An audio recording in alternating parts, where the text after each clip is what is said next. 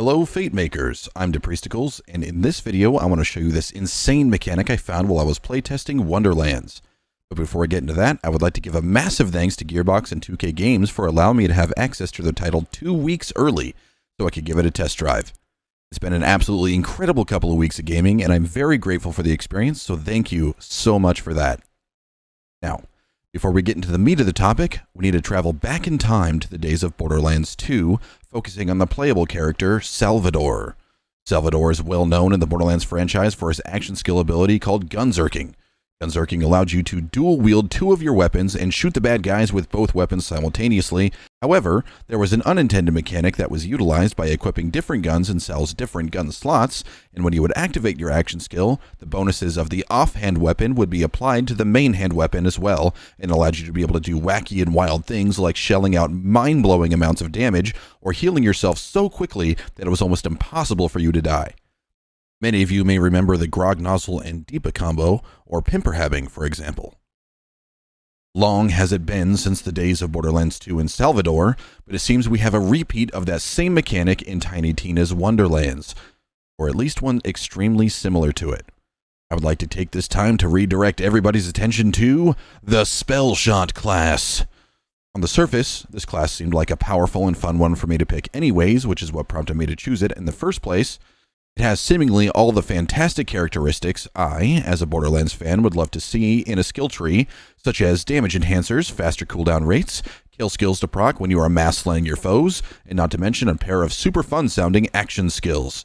The action skill Polymorph allows you to turn one enemy into a skeep that would remain floating around in the air for a handful of seconds, and the more you would shoot it, the more free spells it would cast on your behalf. The other action skill, though, may have a bit more of a familiar ring to it. This action skill is called Ambihextrous and allows you to, yes, dual wield your spells. And it is with this action skill they were able to achieve staggering numbers and cakewalk through even the most difficult endgame content.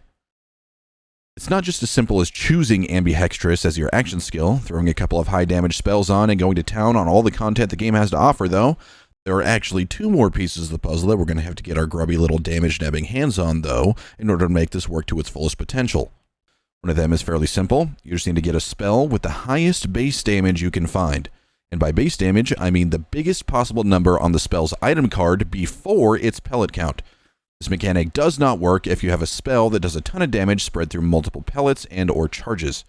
A couple of good spells to keep an eye out for would be a Magic Barrage, an Ice Spike, or an Arc Torrent with Channel Cast and calls down a lightning bolt on them. These types of spells seem to have the highest raw output that I've been able to find during my time in the Wonderlands. Magic Barrage is by far the best spell I found for this, but the others will achieve a similar result and you'll find that you won't have any troubles in the game at all. The other spell is more specific in its need to make this work, and quite possibly the most broken thing we will find in this game. The spell is called the Buffmeister. It's a legendary spell, but it still dropped for me even in the early stages of the game and can also come in any of the elements. It has the ability text of increase direct damage dealt by the power of the spell itself. So if the spell has a damage output of 185, then it will give you a blanket buff of 185, while also applying the element the spell is imbued with to your character, allowing you to add an additional element to all damage you deal while the effects of the spell are active. In and of itself, the spell is not all that miraculous. But when it's equipped to the right-hand spell slot while using Ambihextrous, we find the damage multiplier it references is not the item itself, but is actually the default spell slot and whatever you have equipped in that spell slot, which is the spell in your left hand. This right here, ladies and gentlemen, is the bread and butter of this interaction. For example, if I were to equip this burgeoning concentrated Magic Barrage with a base damage of 4,729 into the left spell slot and have this Cryo Buffmeister in our right spell slot, then every time we cast our Buffmeister spell, we're increasing every piece of damage we do by 4,729. Every single pellet of your shotgun. Every single bullet of that Hyperius x4 SMG you're so proud of. Every time you wind back to punch that wretched little goblin mob in the satchel, you're increasing the damage of that thrown fist by 4,729.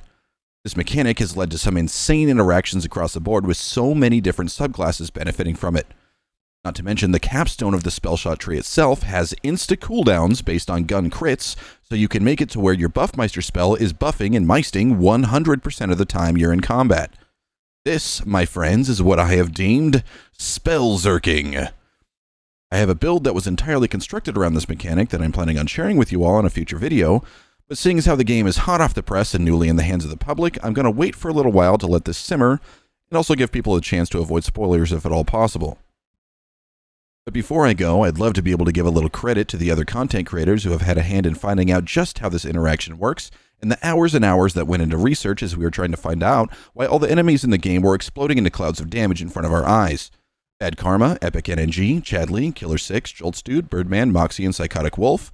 Several of us have had over 100 hours in the game prior to the game even being released, and a whole bunch of those hours were dedicated to figuring this out. Thanks, guys. This really has been a super fun experience to share with you all. Again, my name is Depriesticles, and thanks for checking out the video. Don't forget to hit like if you liked, and subscribe if you like me, and hit the little bell icon for future notifications. You can also come say hi while I'm live over at twitch.tv/Depriesticles. Catch you in the next one.